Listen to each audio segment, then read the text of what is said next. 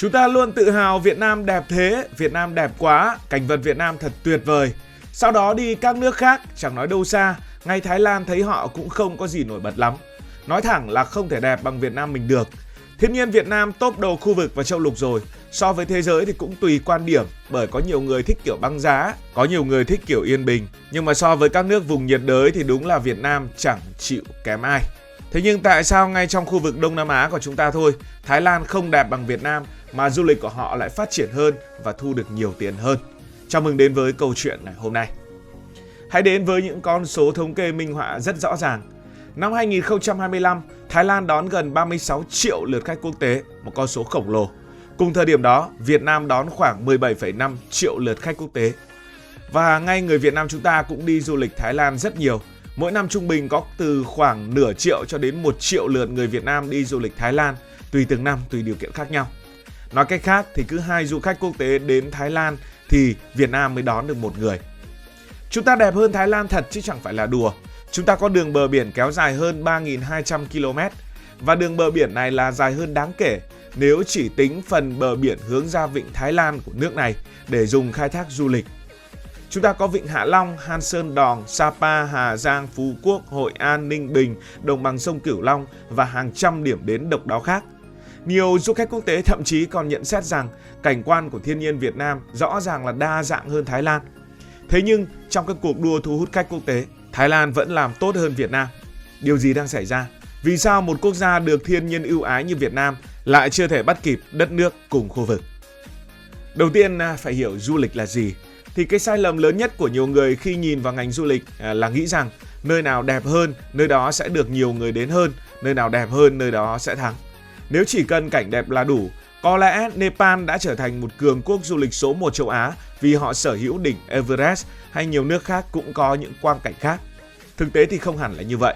Du lịch khác với hoàn toàn tham quan, du lịch không chỉ để ngắm cảnh mà họ đi để trải nghiệm.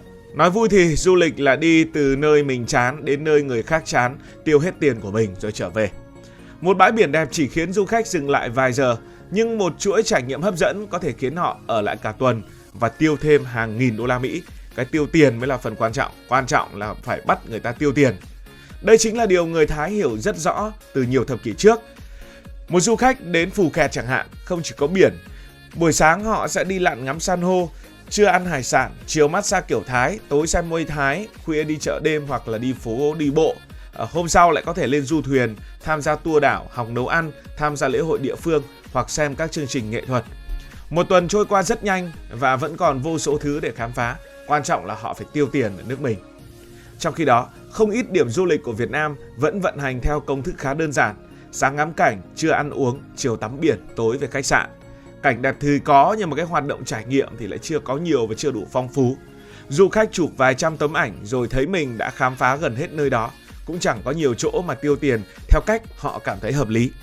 Đó là lý do rất nhiều khách quốc tế đến Việt Nam một lần để biết, nhưng mà tỷ lệ quay lại vẫn thấp hơn đáng kể so với đến Thái Lan. Đấy là cách người ta làm du lịch, và họ không chỉ làm đúng cách mà họ còn làm từ sớm. Có một lợi thế mà Việt Nam rất khó bù đắp trong một thời gian ngắn, đó lại chính là thời gian. Ngành du lịch hiện đại của Thái Lan bắt đầu phát triển mạnh từ những năm 1960, bùng nổ trong những năm 1970. Khi đó, hàng triệu du khách phương Tây đã bắt đầu quen thuộc với hình ảnh của Bangkok, Pattaya hay là Phuket. Trong khi đó, cùng thời điểm bấy giờ, nước ta trải qua chiến tranh. Sau năm 1975, đất nước còn phải dành nhiều năm để tái thiết và phát triển kinh tế. Chỉ từ thập niên 1990 trở đi, du lịch quốc tế mới thực sự được chú trọng. Khoảng cách 20 đến 30 năm trong ngành du lịch, đó là một khoảng cách của cả một thế hệ. Một thế hệ tức là gì?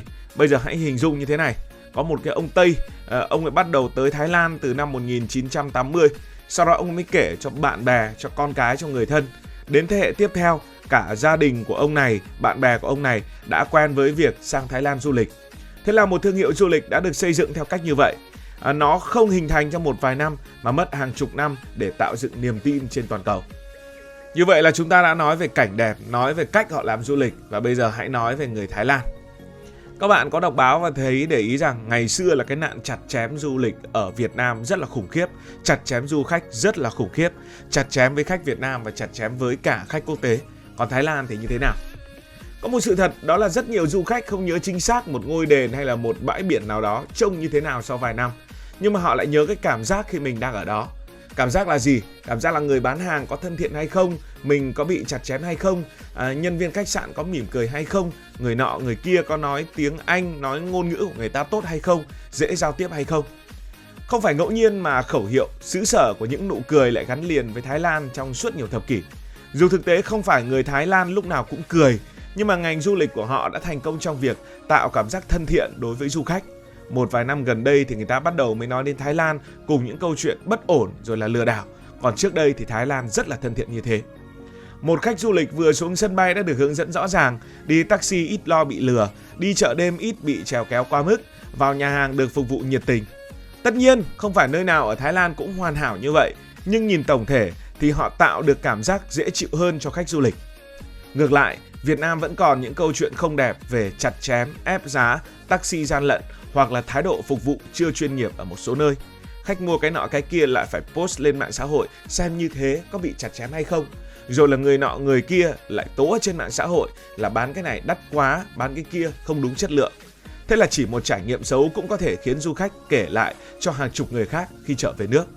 Nói gì thì nói, Thái Lan họ vẫn rất chuyên nghiệp ở khoản này. Cái tiếp theo đó là visa. Nhiều người nghĩ visa chỉ là thủ tục hành chính. Thực tế thì nó là một cái thứ để cạnh tranh rất mạnh trong du lịch. Ví dụ bạn là một người nước ngoài muốn nghỉ đông ở Đông Nam Á trong 2 tháng. Nếu một nước cho bạn ở lại 60 hoặc 90 ngày rất dễ dàng, nước khác thủ tục phức tạp hơn, bạn sẽ chọn nơi nào? Đó chính là lý do Thái Lan từ lâu đã áp dụng chính sách visa khá cởi mở. Họ hiểu rằng du khách không phải là gánh nặng mà là nguồn thu. Một người ở lại 2 tháng sẽ tiêu tiền cho khách sạn, nhà hàng, vận tải, mua sắm, giải trí và vô số những dịch vụ khác. Giá trị kinh tế của một người tạo ra là rất lớn. Nhờ chính sách thông thoáng, Thái Lan thu hút được một lượng lớn khách châu Âu trong kỳ nghỉ đông, rồi là người nghỉ hưu, người làm việc từ xa và cả nhóm những người lưu trú dài ngày. Những người này không chỉ du lịch mà còn tiêu dùng như những cư dân địa phương. Đó chính là nguồn tiền khổng lồ đổ vào kinh tế của Thái Lan. Nhiều nước xem du lịch là ngành dịch vụ, còn Thái Lan xem du lịch là ngành công nghiệp chiến lược. Đây là một khác biệt rất lớn. Khi một khách Nga hay là một khách châu Âu nào đó đến Thái Lan chi 2.000 đô trong một kỳ nghỉ, số tiền đó chẳng khác nào một mặt hàng xuất khẩu. Và cái mặt hàng giả sử như có giá trị 2.000 đô thì cũng bằng nhiều kg gạo, bằng nhiều quần, bằng nhiều áo. Chỉ khác là thay thế xuất khẩu hàng hóa ra nước ngoài, Thái Lan xuất khẩu trải nghiệm cho người nước ngoài và họ tiêu tiền tại chính Thái Lan. Vì suy nghĩ như vậy nên họ đầu tư rất mạnh vào du lịch, sân bay mở rộng liên tục, đường xá nâng cấp, các lễ hội quốc tế được tổ chức thường xuyên, rồi là những cái chiến dịch quảng bá du lịch được thực hiện ở khắp nơi trên thế giới. Các bộ phim Hollywood quay tại Thái Lan cũng được tận dụng như một công cụ để quảng cáo miễn phí. Trong nhiều năm trước đại dịch, ngành du lịch đã đóng góp gần 1/5 GDP của Thái Lan. Đây là con số cực kỳ lớn, tỷ trọng cực kỳ lớn. Nó khiến cả chính phủ lẫn doanh nghiệp Thái Lan đều có động lực để phát triển ngành du lịch. Và đó chính là cái mà Việt Nam cần phải học Thái Lan. Vâng, Việt Nam không thiếu thứ khó nhất. Chúng ta không thiếu thiên nhiên, chúng ta không thiếu văn hóa, chúng ta không thiếu lịch sử, chúng ta không thiếu ẩm thực. Thậm chí nếu xét lên bàn cân tất cả chúng ta đều hơn Thái Lan. Thứ chúng ta thiếu nằm ở những điều ít hào nhoáng hơn. Đó là cái việc làm sao mà chất lượng điểm đến nó thực sự là xứng tầm, đồng bộ hạ tầng, khả năng giao tiếp quốc tế, chuyên nghiệp và khả năng biến tài nguyên thành sản phẩm du lịch hoàn chỉnh. Một bãi biển đẹp thôi là chưa đủ, phải có cái phục vụ xung quanh. Một phố cổ đẹp có lẽ là cũng chưa đủ, phải có trải nghiệm văn hóa để họ muốn ở lại thêm vài ngày. Một món ăn ngon thôi là chưa đủ, phải biến nó trở thành thương hiệu quốc tế, giống như cách người Thái đã làm với tôm yum hay là pad Thái. Mà những món đấy thực sự là có khi cũng không ngon bằng đồ ăn Việt Nam. Nói cách khác, Việt Nam đang sở hữu nguyên liệu rất tốt, nhưng chưa phải lúc nào cũng chế biến thành món ăn hấp dẫn nhất cho du khách. Hiện tại là như vậy, tương lai sẽ như thế nào? Việt Nam có đuổi kịp Thái Lan được hay không? Câu trả lời hoàn toàn là có thể. Thực tế khoảng cách hiện nay đã nhỏ hơn rất nhiều so với khoảng 2 thập kỷ trước. Cao tốc Bắc Nam đang dần hoàn thiện, sân bay Long Thành đang được xây dựng, Phú Quốc ngày càng nổi tiếng, Đà Nẵng trở thành một trong những điểm đến hấp dẫn nhất tại châu Á, Hội An liên tục xuất hiện trong các bảng xếp hạng quốc tế. Ẩm thực Việt Nam cũng đang tạo ra sức hút mạnh mẽ trên toàn cầu. Điều quan trọng nhất là Việt Nam đã có sẵn những thứ mà nhiều quốc gia mơ ước. Chúng ta có địa lý đẹp, có văn hóa phong phú, có lịch sử hàng nghìn năm, có ẩm thực cũng thường được ca ngợi. Chúng ta là món quà mà lịch sử và thiên nhiên đã để lại. Vì vậy, du lịch Việt Nam thực chất không phải là câu chuyện thiếu tài nguyên, Đó là câu chuyện làm sao biến những kho báu này thành tiền để mới du khách đến đây, họ đi ăn, họ đi chơi, họ tiêu tiền và tiền đó vào túi của chúng ta. Rồi họ ở lại, họ lại quay lại lần thứ 2, lần thứ 3 rồi lần thứ 10. Làm được những cái điều này thì cái khoảng cách giữa Việt Nam và Thái Lan chắc chắn sẽ dần được thu hẹp. Và lúc đó chúng ta sẽ không còn phải thắc mắc tại sao Việt Nam đẹp như thế này mà người ta cứ đến Thái Lan chứ không đến Việt Nam. Cảm ơn vì đã quan tâm theo dõi câu chuyện này. Cảm ơn các bạn đã dành sự đồng hành cùng Hải Thanh Story. Đi qua những vùng đất, khám phá những điều mới.